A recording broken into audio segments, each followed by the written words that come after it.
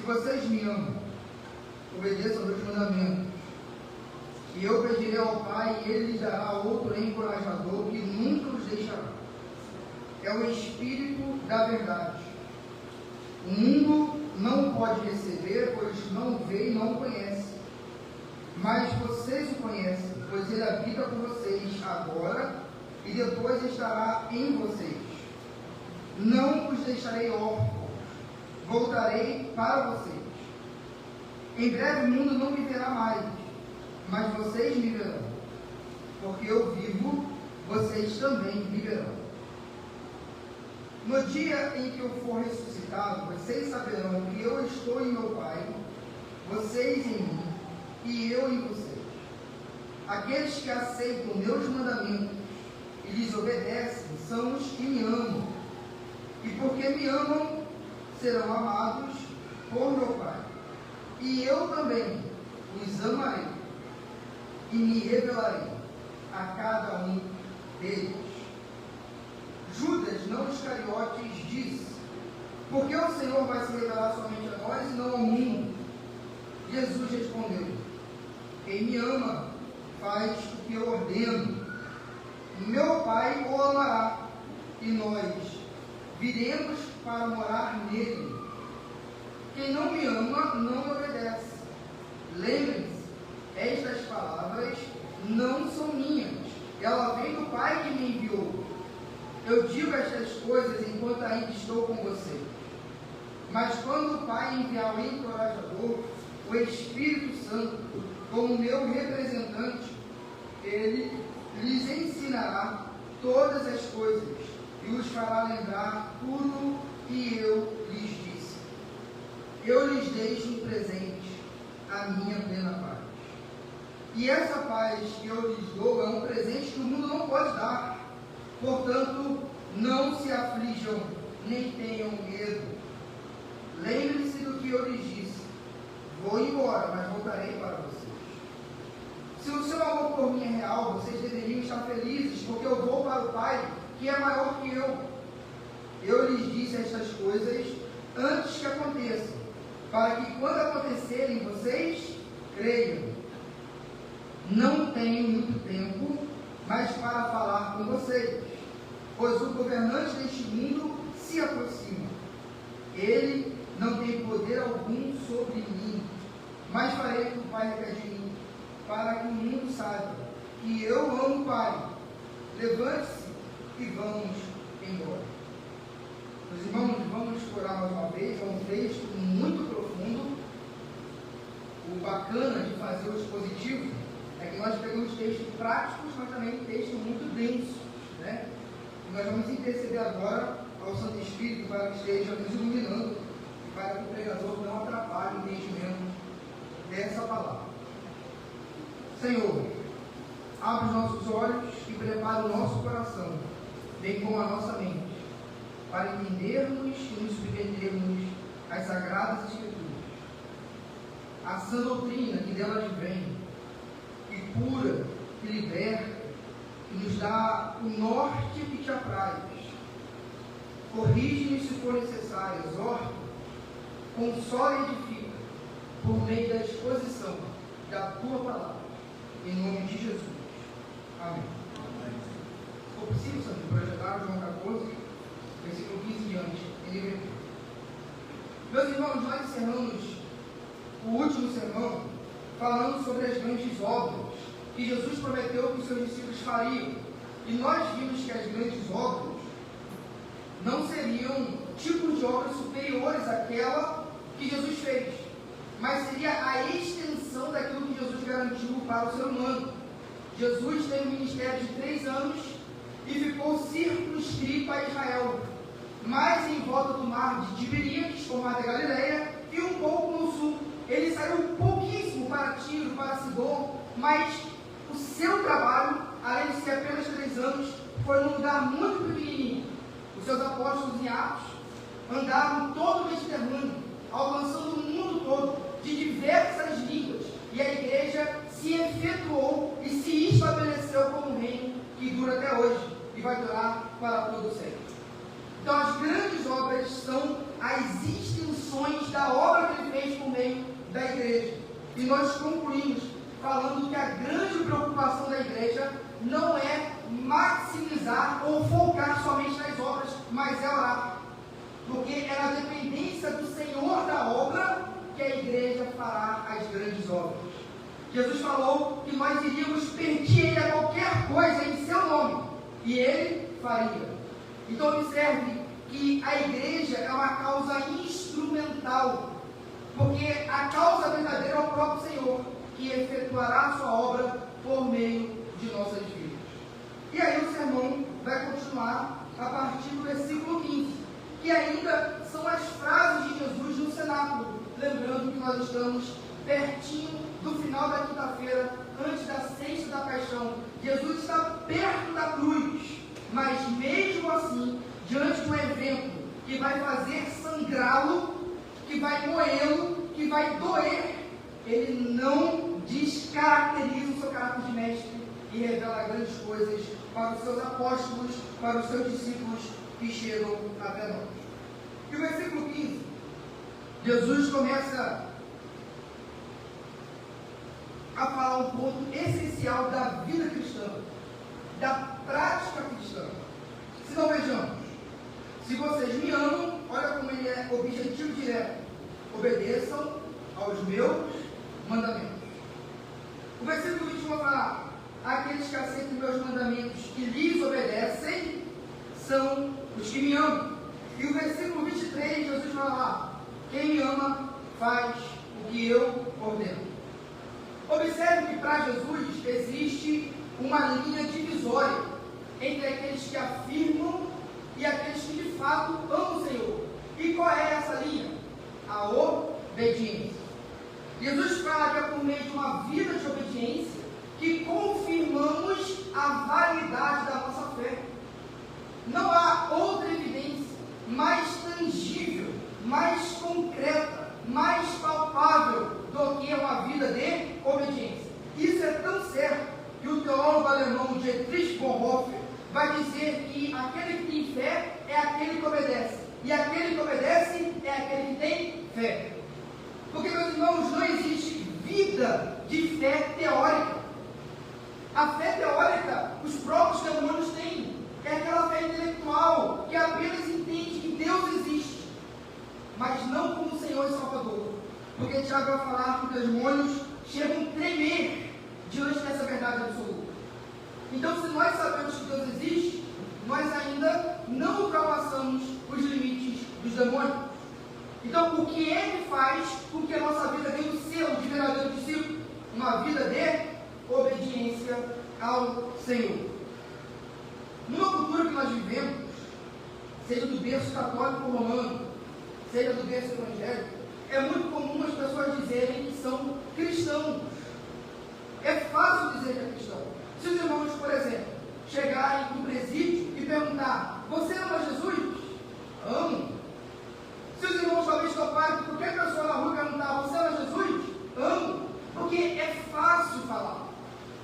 Não é difícil. Mas Jesus vai dizer que a evidência externa de um amor verdadeiro, que brota de um coração regenerado, é uma vida de obediência ao Senhor. E é interessante porque Jesus vai falar que a obediência é uma evidência, mas essa obediência tem um referencial. E qual é o referencial? Os meus mandamentos. De novo, o referencial da nossa obediência é aquilo que Jesus chama de meus mandamentos. Isso já dá uma certa áurea de divindade a Jesus, porque ninguém pode dar mandamentos, não Deus. E isso é muito importante para nós, para que a gente não confunda, desdobramentos culturais, para que a gente não confunda ordenanças dos homens, por exemplo, as tradições, com mandamentos de Deus. E isso é fácil de ser confundido muitas vezes. Queridos, muitos líderes das igrejas que não têm um compromisso real com Jesus, vai citar inúmeras vezes que o amor por Jesus se materializa na obediência. e vai falar, mas obediência aos seus líderes. Porque Hebreus manda vocês serem sujeitos aos seus líderes. E Hebreus manda mesmo. Paulo fala para a gente sermos sujeitos às autoridades. No entanto, a única referência absoluta é os meus mandamentos de Jesus. Ao ponto de, se esse culto se corromper, a igreja não deve fidelidade nenhuma a esse culto. Porque a fidelidade da igreja não está em outra referência, senão em Cristo Jesus. Então, os meus mandamentos é prerrogativa exclusiva de Cristo, porque Ele é o Senhor da igreja, Ele é o cabeça, e não há nenhum outro. Então, meus irmãos, eu queria te perguntar, do fundo do coração, a quem você tem obedecido e quem é o seu maior referencial. É possível que a gente se engane na trajetória da vida religiosa e a gente obedeça muitas tradições, mas não sabe tirar das tradições, das regras humanas, o que é mandamento de Jesus Cristo. Queridos, isso aqui é muito importante.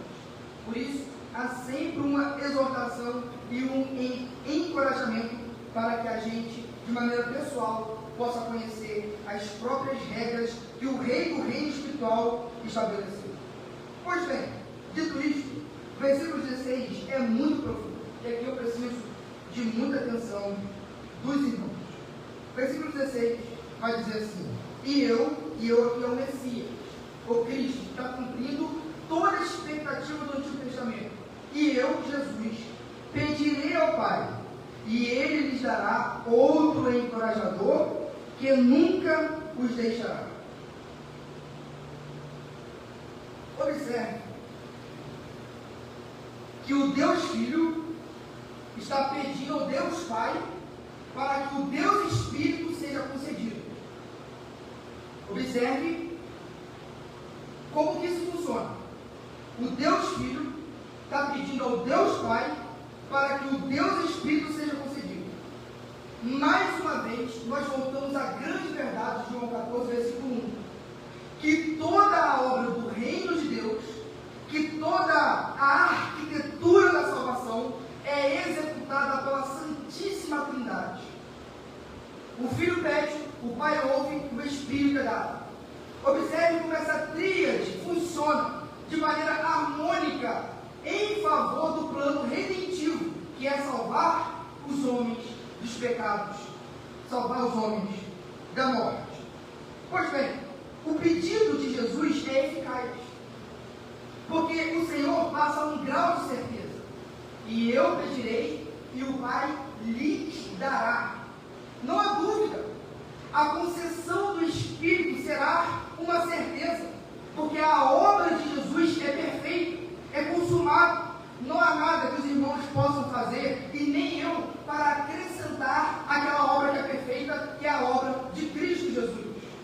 Por isso, meus irmãos, qualquer movimento que surge, para acrescentar algo a mais na obra de Jesus, a fim de que você receba o Espírito, deve ser questionado. Porque a concessão, o derramamento do Espírito Santo é um efeito indireto da cruz. Moisés disse à rocha: sai a água, e da rocha saiu água. A cruz é a rocha de Deus, que foi ferida em Cristo Jesus. E a água, que é o Espírito de João 7 falando, desce sobre toda a humanidade. E cumpre-se assim Joel capítulo 2, que o Espírito seja derramado sobre toda a carne. Meus irmãos, isso é tremendo demais, porque é a obra de Deus em favor da humanidade.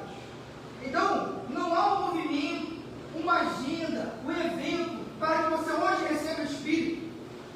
Qual é a causa para nós recebermos o Espírito de Deus? Crermos na obra de Jesus, porque a rocha foi ferida e dela sai água viva, água que sacia, água que de fato nos purifica e nos lava de todo o pecado. E essa realidade se torna um paradigma, porque a concessão inaugural do Espírito vem por meio de uma oração. E eu volto ao final da última mensagem, que as grandes obras são efetuadas quando a igreja se curva diante de Deus. Porque antes de trabalharmos, precisamos orar. E é na oração que o Espírito é derramado. Jesus orou e Atos 2 aconteceu. Mas antes do Espírito ser derramado sobre os 120 discípulos do cenáculo em Atos 2, quem é que estava orando? Os próprios discípulos. Esse é o paradigma.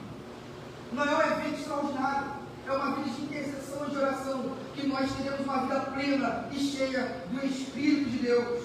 Não há outro caminho, é esse, e ponto, está estabelecido. Precisamos ter uma vida de oração, meus irmãos, a fim de termos uma vida plena do Espírito Santo de Deus. E é uma obra da graça, porque Jesus fala, e Ele lhes dará, é dado, é derramado, não é conquistado. Não é conquistado, é dado. Estou enfatizando isso, mas não é porque é pouca coisa. Mas sempre que o relacionamento com Deus parte do pressuposto que o passo inicial é meu, eu já estou num relacionamento errado. Sempre. Eu estou sendo enfático nisso na mensagem de hoje, porque isso é muito importante. Nós estamos aqui porque a gente precisa abrir os Deus, com certeza. Nós viemos aqui porque a gente cultua a Deus, com certeza. Mas nada disso pode ser considerado passo do meio, porque isso faz brotar em nosso coração a jactância, o orgulho. Sempre que nós viemos e fazemos, é sempre com constrangimento, porque nós o amamos, porque Ele nos amou. Essa obra, meus irmãos, não pode ser invertida, sob pena de perdição de Deus. Pois bem, ainda nesse versículo, e agora um ponto muito importante, vai falar sobre a divindade e a pessoalidade do Espírito Santo. Eu lhes pedirei ao Pai,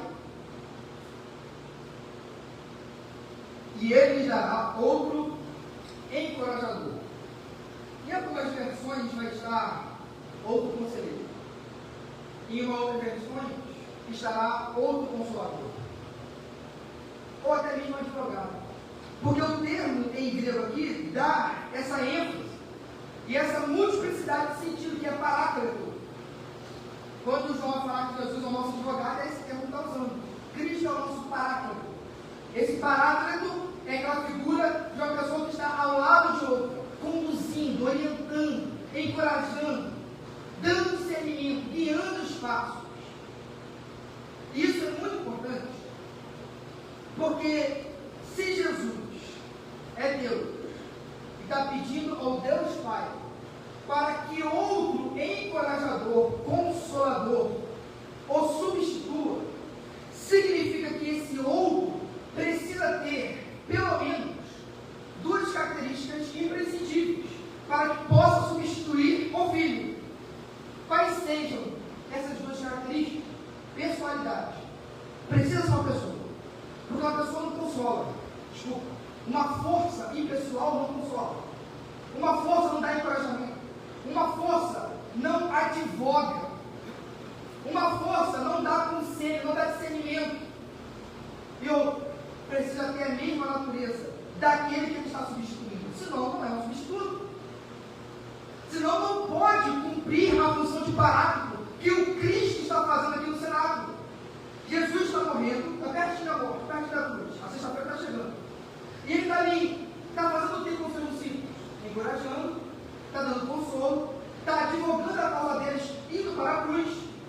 E quando ele fala que vai enviar outro, precisa ser uma pessoa apta a cumprir essas prerrogativas. Portanto, o Espírito de Deus é uma pessoa da Trindade. É uma pessoa na Trindade. É uma pessoa divina. Porque, meus irmãos, um dia eu estava dando aula no seminário, falando sobre a Trindade. E a proposta foi falar de Gênesis e Apocalipse. E, às vezes, a gente fala de alguns versículos, e por incrível que pareça, o seminário, aluno, falava assim: não, professor, parece que o Espírito Santo é uma força, só não é uma pessoa. Isso não pode entrar e ser concebido e aceito numa igreja que está submissa às Escrituras. Porque é inequívoco que a obra do Espírito Santo exige essas duas prerrogativas: divindade, a natureza do Pai e do Filho, mas também uma pessoalidade. Qual é a questão prática disso? Isso muda totalmente o nosso relacionamento com o próprio Espírito Santo. Não sei se os irmãos sabem, estou sendo aqui agora, usando uma retórica, né? Agora os irmãos sabem. O Espírito habita em você. O Espírito habita em mim. E quando a gente parte da consciência, da perspectiva que o Espírito é uma pessoa divina, isso muda tudo. Porque é o Espírito que está com você, de quando você levanta, de quando você vai almoçar, de quando você vai juntar, até você vai dormir, e é uma pessoa que está te acompanhando. Isso muda toda a nossa perspectiva acerca de vida cristã, acerca de vida espiritual. E esse é o maior presente que Deus poderia dar à humanidade. Nós não vamos falar disso agora, mas ainda no cenário, Jesus já fala que nós vivemos o melhor tempo. O melhor tempo não foi os profetas, que viram o grande poder de Deus se manifestando. O melhor tempo não foi dos discípulos com Jesus. O melhor tempo foi dos discípulos a partir da ressurreição e do derramamento do Espírito que nós vivemos. Porque até a cruz há um véu inerente a todos os seres humanos que estão vivendo. Mas pós-cruz, ressurreição e derramamento do Espírito é a era escatológica, é a era do Espírito, é a era da igreja, que é insubstituível. Tanto que essa era só vai acabar quando Cristo voltar. Tudo isso porque Deus agora está em nós. Não apenas com a igreja, mas em nós. Isso faz toda a diferença, nós vamos ver ainda nos versículos de hoje. E Jesus vai falar: eu pedirei ao Pai, e Ele lhes dará outro encorajador, que nunca vos deixará. Observe como isso precisa ser divino. Porque Jesus aqui está constatando o ofício do Espírito com o seu. Porque o ofício de Jesus é de abandonar os discípulos na cruz, mas depois de ir embora com a sua ascensão. Jesus não ficará para sempre com seus discípulos, mas agora o outro paráclito, mas agora o outro encorajador, mas agora o Espírito Santo tem uma concessão de uma vez por toda e nos acompanhará até a eternidade. Então Jesus está falando: eu estou indo embora, mas aquele que virá em meu nome permanecerá para sempre.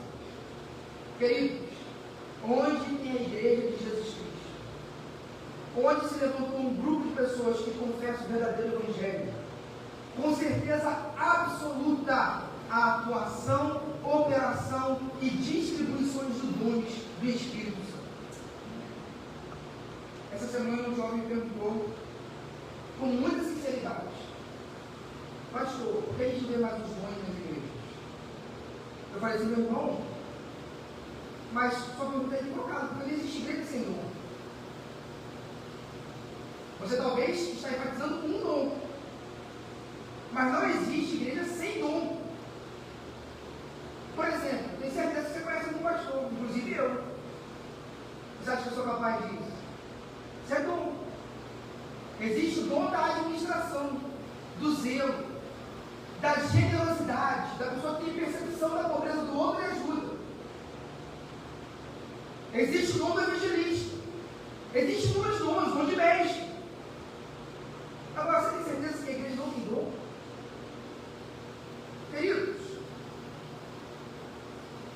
isso é muito sério. O que falta-nos é percepção, não é a manifestação do Espírito. O que falta-nos é percepção da realidade, da atuação e da confluência do Espírito está na igreja. Inclusive, a maior evidência da ação do Espírito Santo é aquilo que o Igor enfatizou como é louvor, é a comunhão. Essa é a maior evidência da manifestação do Espírito Santo. Porque Paulo, por exemplo, ao falar de uma igreja que estava revestida de dons extraordinários e altamente perceptíveis, ele julgou a igreja como carnal, como menino, a igreja de Corinto, porque havia divisão. Um diz: eu sou de Apolo, outro eu sou de Pedro, outros eu sou de Jesus, outros eu sou de Paulo.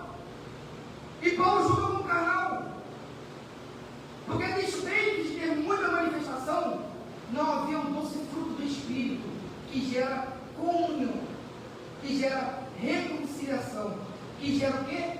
Perdão entre a própria família da fé. Meus irmãos, exige-se muito mais a operação da graça diante da face de um irmão, que eu pequei e preciso pedir perdão, do que diante de um irmão que eu pequei e não pedi perdão, mas levar algo para ele. Exige muito mais a operação do Espírito Santo nesse momento do perdão. Então, queridos, não se engane. Onde há uma igreja estabelecida pelo poder do Evangelho, o Espírito de Deus está ali administrando a igreja, gerando seu doce fruto e distribuindo dons para que a igreja possa então cumprir as grandes obras que o Senhor espera dela. Pois bem, versículo 17 diz assim: olha como Jesus vai chamar o Espírito Santo. É o Espírito da verdade. Olha como Jesus chamou o Espírito Santo. É o Espírito da verdade. Certamente essa fala de Jesus gera incômodo, seja na cultura não cristã, seja em muitos meios evangélicos. Eu explico por quê.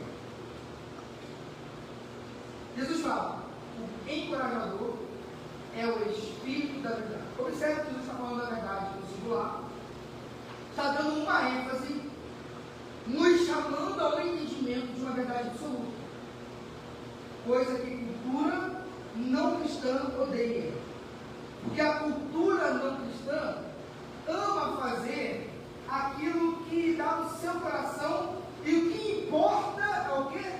A sua felicidade, a despeito de um critério ético, a despeito da verdade. Então, a mensagem cristã é a mensagem de salvação, mas ela é também de ofensa, porque cada pecador que chega na igreja é um pecador que está emaranhado e vencido pelas mentiras do mundo, pelo relativismo, pelo subjetivismo. E quando chega na igreja, a verdade está em alto e bom tom. Jesus é a verdade. A verdade é a única. Se os irmãos forem entrar, talvez, em muitas escolas hoje, a falar que você deve respeitar todas as culturas e religiões. Beleza, respeitar. Provavelmente está aí enviado de uma veneno de aceitar, porque todos os caminhos levam a Deus. Está vendo como o Espírito Santo, o Espírito da verdade, vai contra o mundo? Quando Paulo chega no Pater, em Atenas, e vai falar do Deus conhecido, não é uma ofensa. Deus diz que seja mais um deusinho no meio do grande e vasto número de deuses. Mas quando Paulo fala, esse é o único Deus a qual nós movemos, existimos, aí é coisa boa. Uma coisa é você chegar numa cultura pós-cristã, numa cultura relativista, falar, eu sou cristão, que legal, eu sou budista, vivemos bem e buscamos o mesmo Deus. Meu querido, a gente pode estar junto aqui, mas mesmo Deus, a gente não busca não.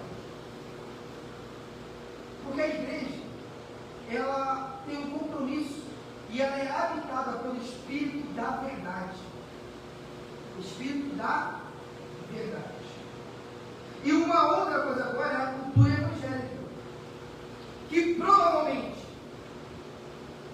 a pregação, que é uma pregação que está cheia do Espírito, é uma pregação que te faz sentir Jesus e não conhecer Jesus. Então, a mensagem pode ser altamente bíblica, mas não gerou arrepio, não teve ação do Espírito Santo. Mas para Jesus, a atuação do Espírito Santo não é que ele atua exclusivamente na mente, porque a mente precisa descer do coração. O Espírito reordena as nossas emoções. As nossas emoções precisam bombear como efeito da fé. Mas Paulo fala em Romanos 12 que a vida cristã se faz da renovação da mente. E é pela renovação da mente com a verdade que se opera e se estabelece nova vida, inclusive novas intuições e novas emoções. Vou dar um exemplo. A mensagem começou no pecado. Você entendeu o que é errado e o que é certo, e que só Jesus Cristo salva e liberta. Isso é verdade. Antes disso, você tinha prazer, por exemplo, em pornografia. Antes disso, você tinha prazer, por exemplo, em mentira. Porque você estava alinhado na mentira, você é escravo do pecado do mundo, e aquilo te dá prazer. Mas a verdade te libertou. A sua mente foi alcançada pela luz. Agora você pode até ter lucro, mas está diante de uma tela pornográfica, dá para seu coração doer. Você vai chorar. Contar mentira vai doer. Por quê? Suas emoções foram reajustadas. Mas elas foram reajustadas e reorganizadas porque a sua mente foi iluminada e entende agora que o referencial do bem e da ética é o próprio Cristo. E se aquilo que eu faço e sinto não me conduz a Cristo, gerará em mim uma verdadeira tristeza. Que é aquela tristeza que Paulo fala em Corinto, que é a tristeza que conduz ao arrependimento. Não aquela tristeza do mundo que te joga para o inferno, mas aquela tristeza que fala, poxa, eu estou entrando o tempo todo vacilando. Preciso crer em Jesus. Então, do Espírito da verdade, exige de nós que a nossa mente seja reestruturada, renovada e iluminada. Porque é o Espírito que atua por meio da palavra de Deus. Então, onde há a ação do Espírito? Mas a palavra de Deus é pregada. O Senhor tem um absoluto compromisso com as Escrituras. Porque, inclusive, Paulo vai falar isso em 2 Timóteo, capítulo 3, versículo 16, que as Escrituras são inspiradas por Deus. Esse inspirado é teopneus, pneus do Espírito, sopro, o sopro de Deus, o Espírito de Deus, usando a instrumentalidade do homem para escrever. Se é o Espírito que nos conduziu a produzir as Escrituras, é o mesmo Espírito que está explorando na mente de cada um quando as Escrituras são expostas e pregadas de maneira fiel, porque o Senhor tem absoluto compromisso com as Escrituras. Meus irmãos, você quer ser cheio do Espírito Santo? Nós chegamos a 2 inequívocas conclusões: orar e ler. Tem segredo? Para a nossa carne quer. A gente prioriza. Quer ser cheio de Espírito, meus irmãos? Quer que ela continue? Quer ter discernimento? Porque o Espírito dá discernimento. Ele é o conselheiro. Quer ter coragem para pregar, para viver a vida, quando está todo mundo pecando, seus amiguinhos estão pecando, sua família está pecando, e você fica tudo ali, beabá, fazendo uma política, porque você não tem coragem de afirmar, eu não vou fazer isso. Quer ter essa coragem? Seja cheio de Espírito, porque Ele é o libertador. Quer saber advogar a causa de Cristo? Seja cheio de Espírito, porque Ele convence o homem, o mundo, do pecado, da justiça e do juízo. Vamos ver Deus, meus irmãos, se preocupar com tantas coisas, se não sermos cheios do Espírito Santo de Deus. Pois bem, ainda no versículo 17, Jesus vai dizer: é o Espírito da verdade. O mundo não pode receber, pois não vê e não conhece. Paulo vai falar em Corinto que a mentalidade do homem natural, do homem carnal, não compreende as coisas espirituais. Não tem como. O mundo está divorciado. O mundo anda de maneira sensitiva. Ele não anda pela fé, por aquilo que não vê. O mundo não consegue perceber. Isso é uma prerrogativa da igreja. Por isso, o Espírito não pode ser dado ao mundo, exceto quando nós do mundo já fomos, temos em Jesus. E aí a gente deve dar da vida, que é o Espírito Santo. O mundo não pode receber, pois não vê, não conhece. Mas vocês o conhecem, pois ele habita com vocês agora. E depois do quê? Da ressurreição. Depois da exaltação do Filho. No derramamento do Espírito, o que vai acontecer? Ele estará em vocês. Meus irmãos, o Espírito Santo tem basicamente 4 ofícios, 4 atuações em toda a história da humanidade. É o Espírito Santo que regenera o homem. João capítulo 3 e Tito capítulo 3, versículo 5 vai falar que o lavar regenerador do Espírito. O que é regenerar? Cada um de nós aqui estávamos mortos em nossos pecados. não tínhamos vidas em nós mesmos. O Espírito vem e nos liga com Deus. Isso é regenerar.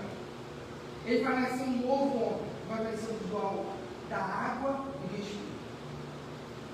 O mundo católico vai entender que essa água é a água batismal. A regeneração batismal. Mas nós entendemos que não é. A água do Espírito certamente faz referência àquelas alusões dos profetas do Antigo Testamento que falavam da purificação da lavagem ocorrida na cerimônia, mas que aponta também para o ofício do nosso Senhor Espírito Santo. Então, um dos ofícios do Espírito Santo é a regeneração. O outro é contenção. Contenção de quê? Contenção do pecado. O grau do meu enchimento do Espírito será o grau da minha santidade. É onde eu terei poder para relativizar o pecado. Sabe aquele pecado que você consegue dizer não? Você não consegue de jeito nenhum. Escraviza, faz doer. Você sabe que é errado, mas ainda faz. Poderá ser relativizado quando o Espírito Santo habitar em você. Porque ele vai te ajudar a cumprir o pecado. Então, os ofícios do Espírito Santo: regenerar, contenção do pecado, capacitação.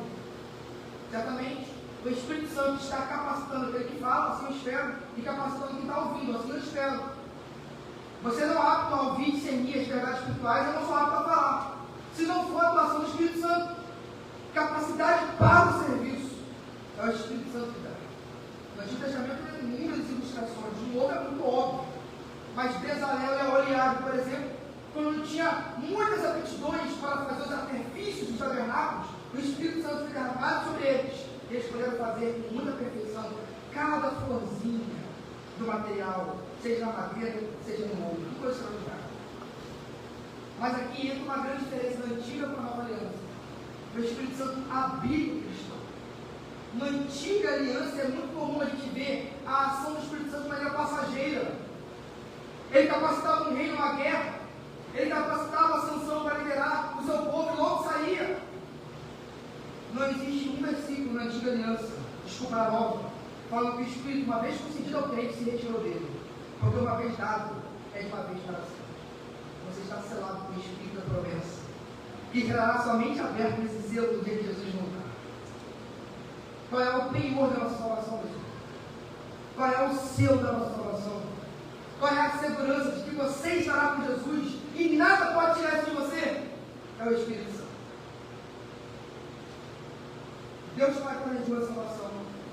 O Cristo executou, tirou todas as barreiras legais. Porque o ímpio não pode se relacionar com Deus. Tirou todas as barreiras que havia entre nós e Deus. O Espírito Santo aplica. A Trindade está nos levando para morar com Ele. Isso é maravilhoso. Então nós aprendemos os 4 ofícios do Espírito Santo. É regeneração, habitação, contenção e capacitação. Ainda nesse versículo, uma verdade extraordinária. Eu provavelmente vou ler somente esse, o versículo 20, para não encerrar. Diz assim: mas vocês não conhecem, mas o mundo não pode receber, pois ele não vê, não conhece. Mas vocês o conhecem. Meus irmãos, olha só essa oração aqui adversativa que Jesus faz em relação do mundo com a igreja. O mundo não pode receber o Espírito Santo, mas vocês o conhecem. Ele está com vocês agora, está operando já na antiga aliança. Mas quando a obra for estabelecida, ele vai habitar em vocês, dentro de vocês. E queridos, eu quero muito que você saia daqui hoje à noite com a plena convicção e certeza de que não existe bênção maior que essa. E de que qualquer comparação que o mundo queira fazer da vida dele como seu, não chega nem perto disso. Estamos caminhando? É muito fácil a gente olhar para a impunidade dessa injustiça, do ímpio, que está crescendo. E a Bíblia fala dos relatos de homens de Deus que quase tiveram seus pés falados por causa disso. Mas preste atenção no nome de Jesus. Quando você se sentir tentado a comparar a sua vida com alguma pessoa do mundo, que vai tudo bem, lembre-se de que aquela pessoa não é a habitação do Espírito de Deus que você é. Que comparação pode existir? Que comparação, meus irmãos? Consegue entender que é uma coisa que não faz sentido? Não faz sentido. Você é a habitação e morada do Espírito Santo. Ou se você que me ouve não é, pode se tornar. Basta crer em Jesus Cristo como seu Senhor e Salvador. E Ele habitará em você. Não ache que nada nesse mundo possa superar essa dádiva. Porque é o próprio Deus habitando em tabernáculos de carne. Que somos nós. Que é a igreja de Cristo Jesus. Então, sai daqui plenamente consciente de que não há comparação entre a igreja de Jesus Cristo e o mundo. Desastroso é ser do mundo, por mais que viva seus regalias, porque vai acabar no inferno. Dadivoso é ser da igreja, por mais que sofra, porque cai para as moradas. O Pai, o Filho e o Espírito Santo reservado para nós. Não há comparação, meus irmãos. Ser crente é bom demais. Eu sei que tem dificuldade na vida cristã. Mas, meus irmãos, eu desconfio, vou ser sincero, logo no coração. Eu desconfio porque a gente sempre fala que ser crente é chato. Tem as suas dificuldades? Lógico que tem, nós somos pecadores. Mas o tom da vida da pessoa é, ser crente é horrível. Estou indo no meu reino de Deus com uma força, né? Só está gastando força, porque no reino do Deus. Isso não é possível. A igreja tem que ter dinamismo do Espírito. O mundo tem que olhar para essa igreja e falar, o que tem nesse povo? Que não tem nada, pelo amor de Deus, o que tem neles? Não tem comparação pelos Espíritos de Deus. Temos Espíritos. E Jesus fala, porque eu vivo, vocês também viverão. Vamos encerrar no versículo 20, que é muito profundo também. Mas vamos encerrar aqui. No dia que eu for ressuscitado, olha a certeza de Jesus da obra que será revelada. Mas, irmão, isso aqui é interessante, porque você pode dar certeza de muita coisa que você vai fazer. E isso ainda assim é precipitação, você não tem certeza de nada. Mas a gente tem uma certeza, amanhã a gente vai se encontrar aqui, beleza? Mas a gente está falando, quando eu for ressuscitado, quando eu for ressuscitado, quer dizer, quando tiver morto, eu vou levantar. Coisa impressionante. A certeza da execução do plano salvífico. Quando eu for ressuscitado, vocês saberão que eu estou no Pai. Olha agora, vocês em mim e eu em vocês.